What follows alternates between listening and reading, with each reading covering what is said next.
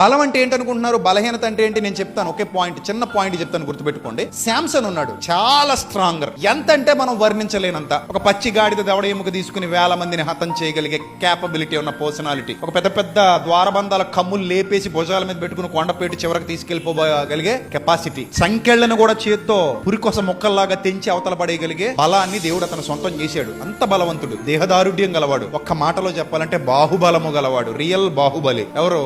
శాంసన్. మహాపరాక్రమవంతుడు. అంత పరాక్రమవంతుడు మానసికంగా బలహీనంగా ఉన్నాడు. మానసికంగా బలహీనంగా ఉన్నాడు కాబట్టి తొడ మీద పడుకోబెట్టేసుకుని సీక్రెట్లని లాగేసింది. తొడ మీద పడుకుని సీక్రెట్లని చెప్పేశాడు అంటే ఎంత బలహీనుడు కాకపోతే చెప్పేస్తాడు. ఇంకా అందులో కూడా ఏ టైప్ బలహీనత అంటే జీరో కేటగిరీ అంటాను నేను. జీరో కేటగిరీ ఎందుకంటే ఆమె పలుమార్లు మోసగించింది, చెప్పింది చెప్పినట్టు చేసేస్తుంది. సెన్స్ ఉన్నాడు ఏమనుకోవాలి? ఇది చెప్తే ఇది కూడా చేసేస్తుంది, ఇవన్నీ చేసిందంటే ఇది కూడా చేసేస్తుంది. అంటే ఈమె నన్ను డబ్బు కోసం మోసగిస్తుంది, వేసే కాబట్టి నన్ను వాడుకుంటుంది, నన్ను ఉపయోగించుకుంటుంది, డబ్బు కోసం నన్ను మోసం చేస్తుంది. ఒకనొక దినాన నన్ను తప్పకుండా నా ప్రాణహాని, ఈమెతో నాకు ప్రాణహాని ఉంది అని గెస్ చేయగలిగే సామర్థ్యం ఉండి ఆ మాయలో పడిపోకుండా తప్పించుకుంటే బలవంతుడవుతాడు, శారీరకంగా కాదు ఆత్మీయంగా. ఇప్పుడు ఇదే విషయాన్ని మనం ఆలోచిస్తే యోసేపు ఉన్నాడు. యోసేపు కండలు లేవు, యోసేపుకి అంత బలం లేదు. యోసేపుదేమి జిమ్ బాడీ కాదు, యోసేపు అంత స్ట్రాంగ్ పర్సనాలిటీ కాదు. అంటే సంఖ్యలు తెంపేసే శక్తి యోసేపుకి లేదు, సింహాన్ని చీల్చేసే శక్తి యోసేపుకి లేదు. అలాగే పచ్చి గాడిద దవడెముకు తీసుకుని 1000 మందిని హతమార్చగలిగే యోధులతో యుద్ధం చేసి హతమార్చగలిగే కెపాసిటీ యోసేపుకి లేదు. అలాగే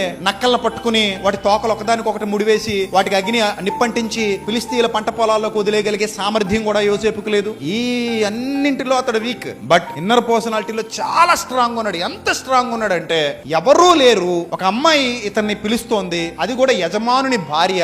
ఆమె వశం చేసుకుంటే మొత్తం అంతటి మీద ఇతనికి ఏమొస్తుంది? అధికారం వస్తుంది. ఆయన కూడా మీరన్న భాషలో, మన వాడుక భాషలో ఉప్పు కారం తింటున్నాడు. ఉప్పు కారం తింటే తప్పు చేసేస్తారా? ఉప్పులో ఉందా తప్పు? కారంలో ఉందా తప్పు? మన బుద్ధిలో ఉందా తప్పు? ఉప్పు కారం నిన్ను తప్పు వైపు నడిపించదు. బుద్ధి జ్ఞానం ఉంటే తప్పు చేయకుండా ఆగుతాం. ఇప్పుడు మరి అతను కూడా మీ భాషలో ఉప్పు కారం తింటున్నాడుగా, కానీ తప్పు చేయలేదంటే వస్త్రం వదిలి మరి పారిపడాడు. దాని అర్థం ఏంటి?